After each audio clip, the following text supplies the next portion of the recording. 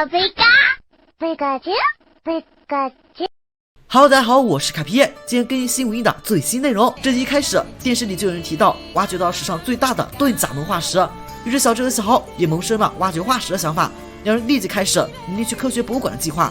而另一边，小春也正在因为报告课题而烦恼，于是殷博士推荐他和小智和小豪一起去科学博物馆做一期化石调查。话说，这好像是三人第一次一起出门吧？他们来到宁比市科学博物馆参观。话说都到了宁比市了，小智啊，你不去看看小高吗？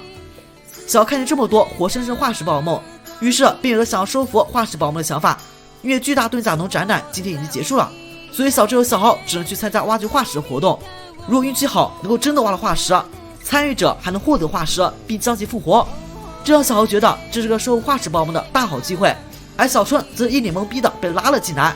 另一边，火箭队三人组早就在这里挖掘了一段时间了，但是一直没有挖到，看起来挖到化石的概率是真的不高。就在火箭队三人组准备放弃的时候，他们发现小智一行人也过来了，于是他们又开始想着抓皮卡丘的作战计划。就在这时，一个大喊着化石就是浪漫的中年男人跳了出来，说一大堆不明所以的东西。不过大家有没有发现，这个男人和那个遗迹团的探险团团长长得一模一样啊？看来除了君莎、乔伊、东乔治之后，又要出现新的一模一样的人物了。在馆长鼓励下，三人打起精神，在各处挖掘化石。毕竟亲手挖出来化石就能在复原时复活，想想就让人激动万分。在旁边偷听的火箭队三人组则准备坐收渔翁之利，做着把化石宝梦献给百慕老大，十万发财自叫人生巅峰的白日梦。小智和小豪纷纷拿出自己宝梦来帮助自己挖掘化石。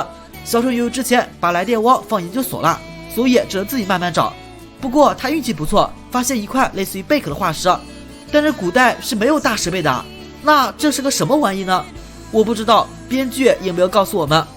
只有小豪还在孜孜不倦地挖掘化石，一整天过去了，连些都困得睡觉了。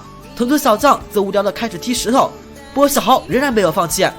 眼看着太阳就要落山了，也差不多到闭馆时间了，小智和小春来喊小豪回家。小豪此时却找到一块奇怪的琥珀，给馆长一看，得知这就是秘密的琥珀，能够复原出古代宝梦的重要道具。玩过游戏的都知道，这个道具就是复活化石翼龙的。馆长启动装置，并表示复活需要时间，大概要1晚上才能完成。于是小智等人决定在宁比市的宝梦中心住宿。小春和小智睡得很香，但小豪却激动睡不着觉，他非常期待会复原出什么样的宝梦。而另一边，火箭的三人组等了半天，终于等到馆长去睡觉了。在小桑一番捣鼓之下，复原提前完成了，但是巨大的爆炸声吵醒众人。迷雾中，一只巨大宝梦飞了出去，小豪当即表示这是他的宝梦，二话不说追了上去。因为小豪跑得太快，小智和小春没能跟上，他们在科学博物馆意外看到火箭队。小智用脚趾头都能想到破坏复原装置是这三人干的好事，于是二话不说双方开打。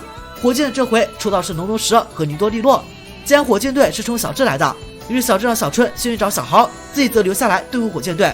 然后小智脑子又出问题了，让皮卡丘对着地面系的农龙石一发10万伏特。而小豪这边也追到黑影，毫无疑问是化石翼龙。好动的化石翼龙压根就不听小豪的话，一发眼崩就秒了藤子小将。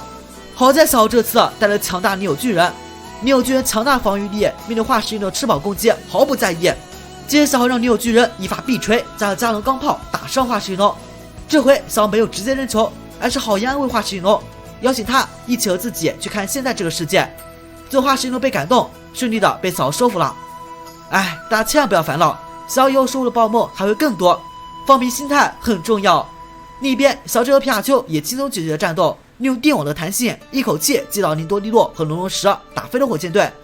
最后值一说是，三人提交行了报后，以往事不关己的小春竟然表示这次很开心，看起来他就有望在后续剧情中增加出场率，不再是路人女主啊。下一集预告终于又是小智的主场了，小智再次遇到彩豆，这回派出的是利欧路和皮卡丘，那么这一次发起复仇挑战能否成功打赢呢？我是卡皮，咱们下期见。最后请大家关注一下我的新频道多多与熊，这是我自己操刀文案运营的，只是配音不是我而已。至于为啥不是自己配音呢？因为萌妹子要更合适一些呢。